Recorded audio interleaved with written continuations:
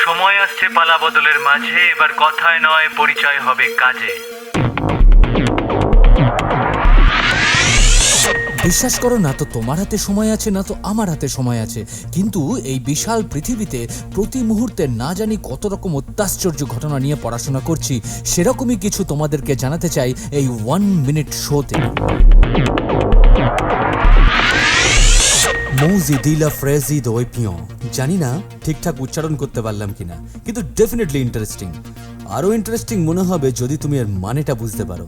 এর মানেটা হলো স্ট্রবেরি মিউজিয়াম, মানে একটা গোটা মিউজিয়াম, আস্ত একটা মিউজিয়াম অনলি ফর স্ট্রবেরিজ। বেলজিয়ামে স্ট্রবেরি সিজন হচ্ছে মোস্ট ইন্টারেস্টিং সিজন। সারা দেশ ব্যস্ত থাকে এই স্ট্রবেরি সিজন নিয়ে। সেখানেই ডিনান্টের কাছে ওয়ালোনিয়া রিজিয়নে একটা শহর আছে যার নাম ওইপিয়ন। এই শহরটা বিখ্যাত রেড বেরিজের জন্য।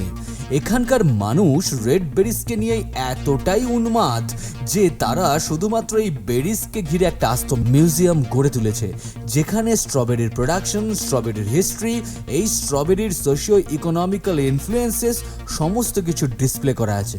একটা দুর্দান্ত অভিজ্ঞতা হবে যদি আমরা কখনো এই স্ট্রবেরি মিউজিয়ামটা দেখবার সুযোগ পাই।